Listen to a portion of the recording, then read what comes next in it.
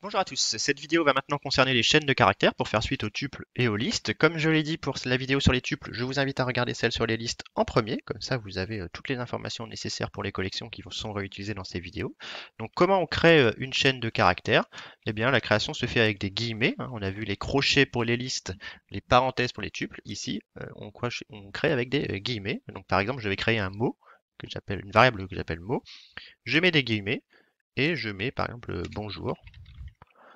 Et je vais créer un deuxième mot qui va me servir aussi, je vais l'appeler monsieur. Donc les deux types de guillemets sont supportés par Python. Et donc ensuite je peux afficher les mots avec print, par exemple, mot et mot 1, et qui sont bien bonjour et monsieur. Le type, alors le type s'appelle str. Pour s'en convaincre, on peut utiliser toujours la fonction type, print type de mot par exemple. Voilà, si je fais F8, vous voyez bien que ça affiche une classe str.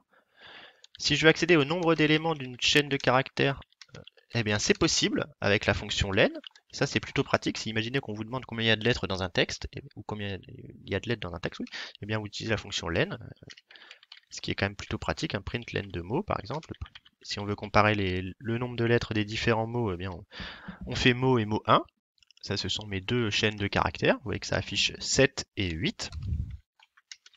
L'accès aux éléments, eh bien, ça se fait un petit peu pareil que pour les listes et les tuples, hein. La syntaxe, c'est toujours la même, hein. C'est chaîne de caractères de indice, tout simplement. Donc, par exemple, je vais me mettre directement dans le shell. Si je veux accéder à la première lettre de ma variable mot, je fais mot de 0 et ça renvoie, vous voyez, il y a les guillemets, donc c'est bien une lettre. Ça renvoie B, mot de 3, etc.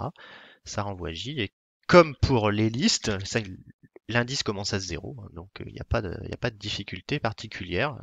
Si je fais mot 1 de 0, j'ai le M majuscule de monsieur.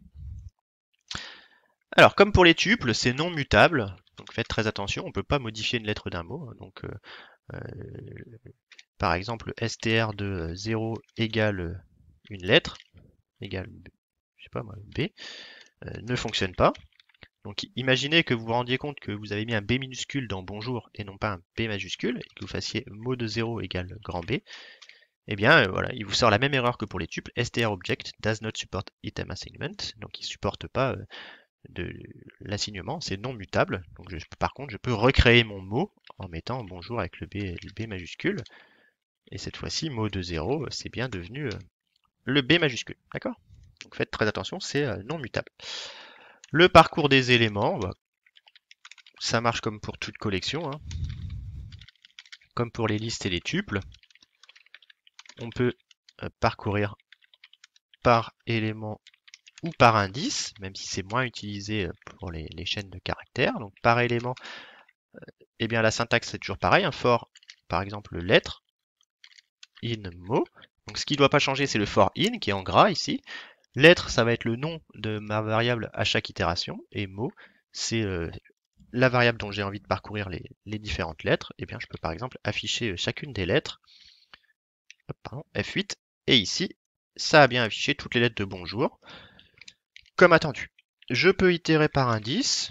Même chose que d'habitude. Un for indice in range de len de mot 1, par exemple, si j'ai envie d'épeler cette fois-ci le deuxième mot, eh bien print, sauf que cette fois-ci je ne dois pas mettre indice, mais je dois bien aller chercher l'accès aux éléments avec la syntaxe. La chaîne de caractères, pour moi, elle s'appelle mot 1, c'est ma variable mot 1, 2, indice. D'accord? Et si je fais ça, vous voyez bien que ça a affiché cette fois-ci monsieur, ici. Donc voilà comment on parcourt les éléments d'une chaîne de caractères, un petit peu pareil que pour les listes et les tuples. Alors les opérations de concaténation et de duplication, on les a toujours, hein. Donc la syntaxe c'est str1 plus str2. Ça c'est très très utile quand on utilise des chaînes de caractères. Imaginez qu'on veuille créer la variable bonjour monsieur, eh bien on peut créer la phrase qui est égale à mot plus mot 1 par exemple. Et si on fait ça, eh bien si je regarde ce qu'il y a dans phrase, il y a bonjour monsieur. Si je m'aperçois que j'ai pas eu l'espace, eh bien, je peux faire une double concaténation de ce type F8 et Et cette fois-ci, vous voyez que dans la phrase, il y a bonjour monsieur. Donc la concaténation est très utile avec les chaînes de caractères quand vous voulez afficher une phrase. N'hésitez pas à utiliser le plus de cette manière-là. La duplication, bon évidemment c'est un petit peu moins utile, hein, mais ça marche quand même. La syntaxe c'est n fois la chaîne de caractères. Exemple, si je veux créer un mot numéro 2 qui vaut 5 fois le mot 1, parce que j'aime bien dire monsieur par exemple, et que j'affiche le mot, je vais créer une cellule pour pas à chaque fois tout réafficher, ben vous voyez, ça met 5 fois monsieur. Donc il n'y a pas de, il y a pas de problème, ça marche aussi pour la duplication. Le deuxième dièse n'est pas forcément au bon endroit. Donc concaténation, duplication qui marche. La déconstruction, ça marche aussi, mais ça va peut-être être un peu moins utile. Donc on peut récupérer dans un jeu de variables les différentes lettres du mot, les différents éléments de la chaîne de caractères. Donc par exemple, si je crée une chaîne de caractères que j'appelle, je sais pas moi, test, et que dedans je crée ABC, eh bien je peux récupérer dans X, Y ou dans ABC, ça c'est un bon exemple. Print A, print B et print C, je peux récupérer les différentes lettres à chaque fois. Hein. Vous voyez que A, B et C vont contenir les différentes lettres de test. Hein.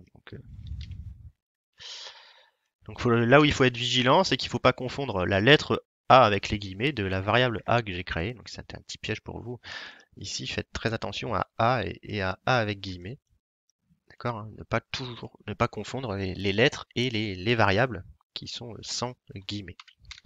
Donc on a vu la concaténation, la duplication, la déconstruction, et comme pour les tuples, hein, pas de append. Hein, si vous essayez de faire mot.append une lettre, bah, il va pas être d'accord. Et pas de pop non plus. Donc pour finir, pas de pop et pas de append.